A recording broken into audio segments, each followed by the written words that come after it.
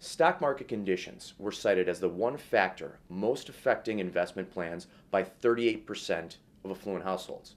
This is up 5% over last October, which was the last time this question was asked. Between the partisan battles over the debt ceiling, the first ever downgrade of the United States credit rating, and the continued debt crisis the Eurozone is facing, 2011 in many ways was reminiscent of the calamitous 2008 market conditions. While stock market conditions are foremost on the mind of these investors, other issues too are affecting the way that they manage their investment plans. 12% said that retirement is affecting how they invest. In a different survey conducted last month by Spectrem Group, 8 out of 10 households said they are opting for safer investments. 18% said the economic environment is the factor most affecting their investment plans, a decrease of 4 percentage points from 3 months ago, and down from a peak of 27% in January of 2009. 6% cited household income as a factor. As this month's Affluent Household Outlook finds, overall confidence in household income was down less than 1 point. The Spectrum Affluent Household Outlook entered positive territory for the first time since July of 2011, thanks to an increased confidence in the economy. The overall outlook, based on investor attitudes regarding issues that impact their daily lives, increased 5.6 points to 2.68. The outlook's rise was driven primarily by more optimistic attitudes towards the economy, which, while still in negative territory, did jump 15.34 points, the largest increase in a year. Household assets rose 8.6 points to 7.43. Company health, though, dipped 1.33 points to negative 0.58, and household income ticked downward 0.31 points to 5.44.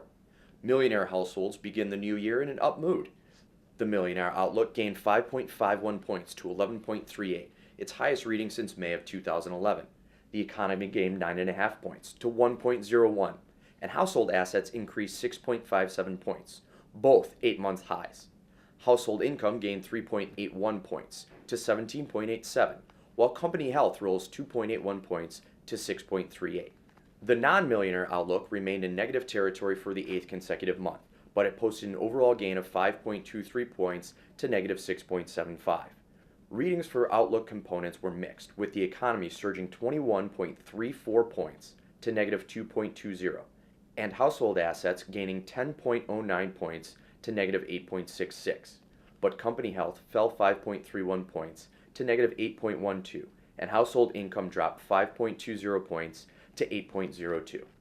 As we sit here in the first month of 2012, there are a number of things that we're going to be looking at from a global perspective, as well as some things that we're going to be looking at a little bit more close to home. From a global perspective, we're going to continue to monitor the ongoing crisis in the Eurozone. We have to remember that almost 20% of United States exports went to the EU during the first 11 months of 2011. Any deep or prolonged recession in the European Union would have a very harmful effect on the American economy. In addition to that, we have to continue to monitor Greece. March 20th, 2012, Greece has 18, 19, almost $20 billion worth of debt that is coming due. If they do not make good and they default on the debt that they owe, this could have a crippling effect on the global credit markets. An effect on the global credit markets would in turn tighten bank lending standards, leading to a decrease in consumer confidence and in turn possibly leading to a sell-off in our global stock markets. From a domestic standpoint here in the US, let's keep in mind a couple of the positive data points that have come out lately. Holiday sales were great this past season, and the unemployment rate continues to drop. Not to mention we're not even through the first month of January, and the S&P 500 is up almost 5% on the year. So as we move forward, we're going to continue to monitor things like the political climate, as well as the possibility of further quantitative easing by the Fed. We know there's much more to come, and there's many things that could happen throughout 2012. All of these things and more we're going to continue to monitor for you here at the Spectrum Group. Until February, once again, my name is Randy Ostrowski. Have a wonderful day.